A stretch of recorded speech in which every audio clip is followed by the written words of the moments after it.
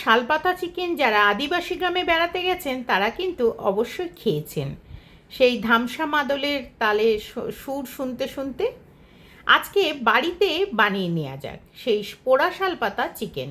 যারা খেয়ে এসেছেন তারা তো অবশ্যই টেস্টটা দেখেই চিনতে পারবেন, আর যারা খাননি তারাই বাড়িতে কি করে বানাবেন, বা যারা শুধুই খেয়েছেন বাড়িতে বানাতে চান কিন্তু রেসিপিটা জানতেন না, তারা কিন্তু অবশ্যই আজকে আমার এই রেসিপিটা দেখে নিন। 250 গ্রাম চিকেনের সাথে সাঁই পেঁয়াজ, সর্ষের তেল, লেবুর রস, হলুদ গুঁড়ো, লঙ্কা গুঁড়ো, জিরে গুঁড়ো, ধনে গুঁড়ো ও লবণ দিয়ে ভালো করে ম্যারিনেট করে 4 ঘন্টা আমি ফ্রিজে রেখেছিলাম।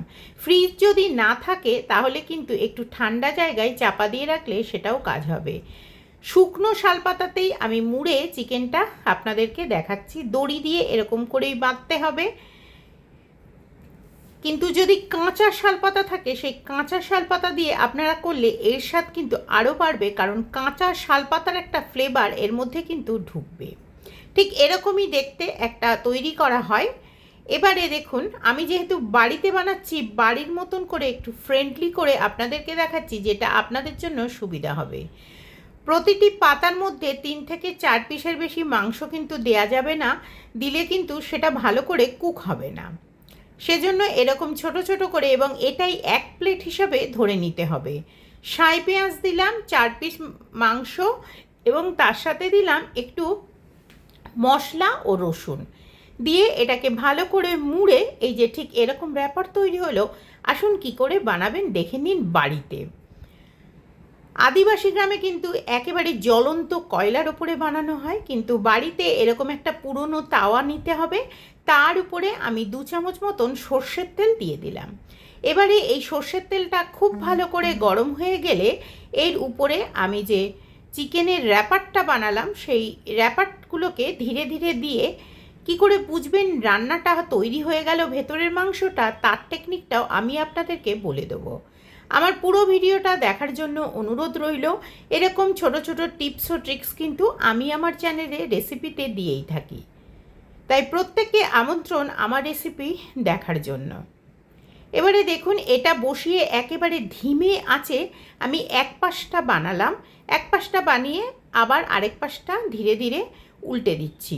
যখন দেখবেন শালপাতা খুব ভালো করে পুড়ে গেছে এবং চিকেনটা যখন চাপ দিচ্ছেন নরম হয়ে এসছে বুঝতে পারবেন, তখনই কিন্তু বুঝবেন যে এটা ভেতরে তৈরি হয়ে গেছে।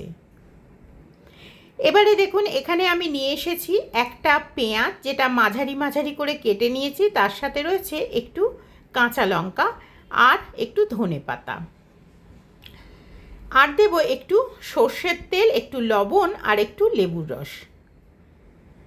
ধনে পাতাটা কিন্তু আধুনিক যুগে এটা এই খাবারের সঙ্গে অ্যাড হয়েছে, কিন্তু পুরনো টাইমে এই ধনে পাতা কিন্তু আদিবাসী চিকেনে দেয়া হতো না, কিন্তু ওই সাঁই পেঁয়াজটি সবসময়ই দেয়া হতো।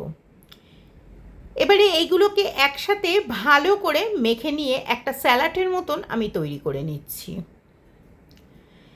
চিকেনও এদিকে তৈরি হয়ে গেছে, একদম ভালো করে রোস্ট হয়ে গেছে চিকেন ভেতরে। এই যে দেখছেন চাপ দিচ্ছে, একদম নরম হয়ে বসে যাচ্ছে, কোনো রকম ফাটছে না, কিছু না, তার মানে ভেতরে কিন্তু চিকেন তৈরি হয়ে গেছে। এই দেখুন, চাপ দিয়ে দেখিয়ে দিলাম। এবারে এটা একটু ঠান্ডা হলে আমি এটা খুলব। খুব ঠান্ডা করে খোলা যাবে না, একটু মাঝারি খুলতে হবে। গ্যাস কিন্তু বন্ধ করে দিয়েছি।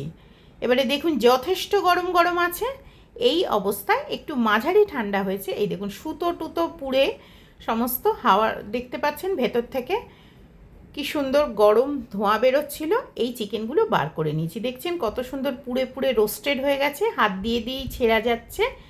এই রকমভাবে চিকেনটা কিন্তু একেবারেই বার করে নিতে হবে।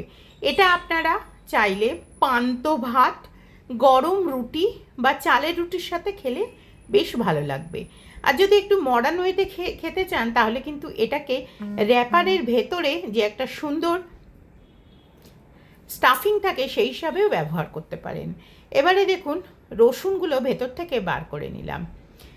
আর বাড়িতে গেস্ট এলে এটা কিন্তু এক বাটি দিয়ে এর সাথে এটা স্যান্ডউইচের স্টাফিং দিতে পারেন, বা বাড়িতে গেস্ট এলে এটা দিয়ে এর সাথে একটু কফি বা চা দিলে ব্যাপারটা কিন্তু একেবারেই জমে যাবে। বাজার থেকে যে আপনারা খাবার কিনে নিয়ে আসেন তার থেকে কিন্তু এই আদিবাসী চিকেন স্যালাড কিন্তু আপনাদের অনেক অনেক সুন্দর ভালো লাগবে। এবার দেখুন আমি এস্থেটিক ওয়েতে আপনাদেরকে সাজিয়ে দেখালাম।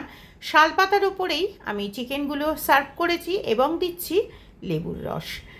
এখানে কিন্তু আরও একটা জিনিস অ্যাড করব। কিভাবে অ্যাড করব দেখুন, এখানে এই সমস্ত দিলে এই যে এক পাতা দিয়ে দিলাম, মানে এটা হলো 1 প্লেট, জঙ্গলমহলের 1 প্লেট এটা। আর এর সাথে এরকম খোলা না ছাড়িয়ে মোটা মোটা করে কাটা শশা, ব্যাস তৈরি।